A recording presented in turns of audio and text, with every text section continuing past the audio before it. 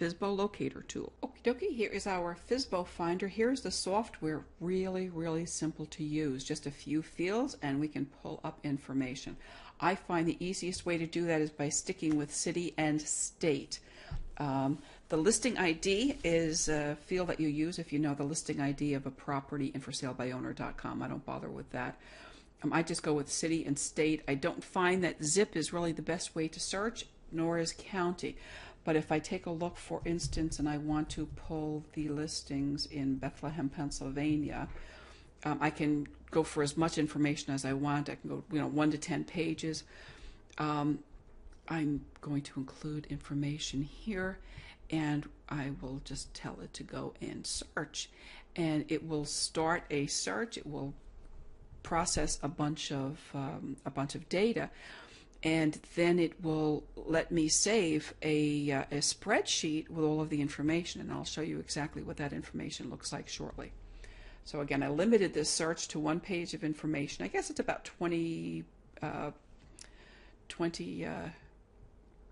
properties a page, and it takes a little bit here. If you're working in a really large area, in a large metropolitan area, it's kind of a little bit slow, the software. So this is something where you're not going to sit here and then boom, find hundreds and hundreds of listings. Now, if you're in an area where there are lots, or you have hundreds of listings and that type of data to work with, what you do is you start the software and leave it on for a while.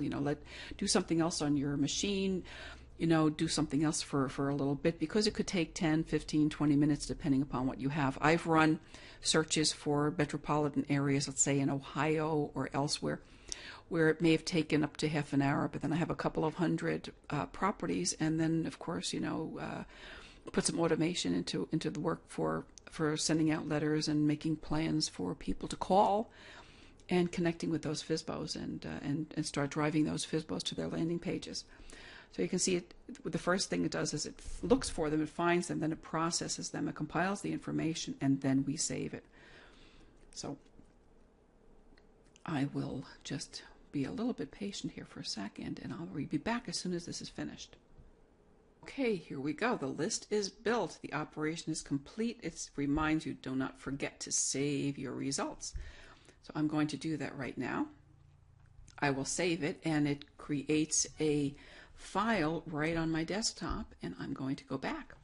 I'll go into that file in a second. In the meantime, if you want to run another search, what you do is you put the software onto reset. Click the reset button and start again. For now, I'm going to close that down, and I'm going to go into my FSBO output file, and I'll show you what that looks like.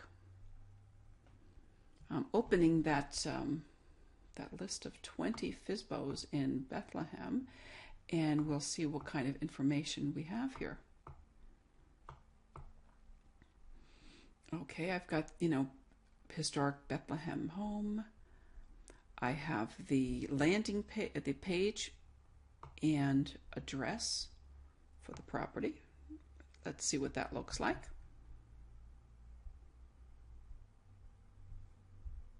We'll open up a new tab here and see what kind of information we get when we pull that up. Remember, it's a really good idea to do a little bit of research so you know exactly what you're looking at. This is a really nice property in a beautiful neighborhood in Bethlehem, in historic Bethlehem. Here is the owner's name and telephone number. Lots of information here, so we have lots of good information. We can see that this property was updated 119 days ago, and we can see other information as well. So in some cases, the owners are in Bethlehem. In some places, they're in, they live elsewhere, Nazareth, Green Lane, Phillipsburg. We hear a couple in New Jersey. So we've got some out-of-state sellers here. So quite interesting. There's an old farmhouse here. So good information. Again, you've got property owners. You've got their mailing addresses. You've got the property addresses. And then you have links so that you can check out the property itself. So it's a pretty neat tool, very easy to use.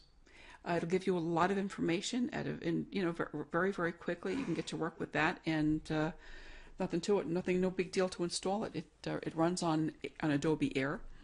You just, you saw how easy that was. You just put it up, get it going, and get to work with that. So